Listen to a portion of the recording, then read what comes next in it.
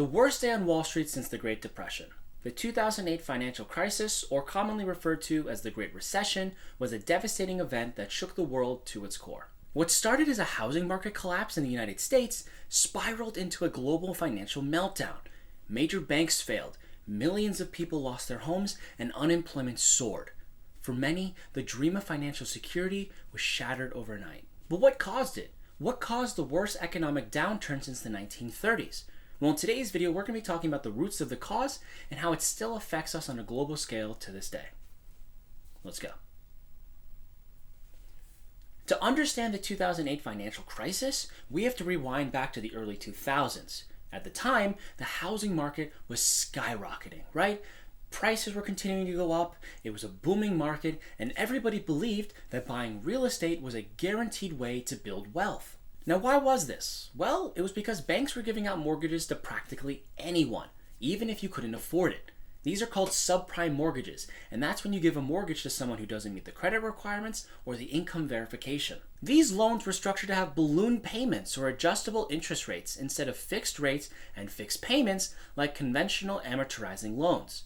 So, as long as the value of the home continued to rise, subprime borrowers could simply refinance or sell their home for a profit with no problem whatsoever. Furthermore, lenders didn't care if people could actually pay them back because they were bundling these risky loans together and selling them to investors as mortgage-backed securities.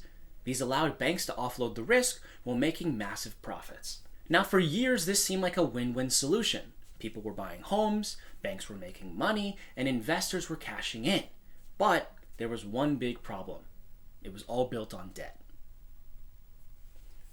Now, by the end of 2006, the cracks were starting to show. Home prices were not increasing anymore, and those people who had taken those subprime mortgages realized that they couldn't afford to make the payments. So, when they eventually started defaulting, the banks had to foreclose on them, starting to flood the market with unsold homes. With more supply than demand, home prices collapsed, and now homeowners were now owing more on their mortgages than the actual value of their homes.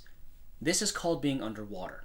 At the same time, these mortgage-backed securities were starting to lose value very quickly, and these investors were slowly starting to realize that these mortgages that they were sitting on, the billions of dollars worth of them, were bad. Not to mention, since these securities were closely tied to these financial institutes, panic was spreading very quickly. By 2008, the situation had reached a breaking point. One of the first major victims was Bear Stearns, an investment bank heavily invested in mortgage-backed securities. As their value crashed, Bear Stearns ran out of money. The US government had to step in and help arrange a buyout by JP Chase. But that was just the beginning. Next came Lehman Brothers, a massive bank with over $600 billion in assets, but most of it tied to toxic mortgages. And when they collapsed in September of 2008, it sent shockwaves through the entire global economy. The stock market plunged, businesses froze hiring, and banks stopped lending. Now, fear was spreading worldwide. Other financial institutes like AIG and Merrill Lynch were also on the brink of collapse. The financial system was in free fall. Now, at this point, the United States government had two choices: bail out the banks or face total economic collapse. The Bush administration and Congress approved a $700 billion TARP program, the Troubled Asset Relief Program, to stabilize the financial system. Also, the Federal Reserve slashed interest rates and took extraordinary measures to inject cash into banks. Slowly, these actions helped restore confidence in the economy. Now, while the financial system was saved, the damage had already been done. Over 8 million jobs were lost. More than 10 million homes were foreclosed on. Retirement accounts were wiped out, and people struggled for years to recover. The US GDP shrank by 4.3%, from its peak in 2007 to its lowest point in 2009, making it the worst recession since World War II. And the S&P 500 dropped nearly 57%, from its peak in 2007 to its lowest point in 2009. Now, the crisis led to sweeping financial reforms, including the Dodd-Frank Act, which added new regulations to banking to prevent reckless lending. However, despite the widespread fraud and clear reckless financial practices, almost no top executive from any bank or financial institute actually went to prison. Now, individuals such as Kareem Sarah-Geldin and Lee Farkins were some of only a few individuals who were actually convicted due to their actions. The US government prioritized bailing out the banks instead of prosecuting executives.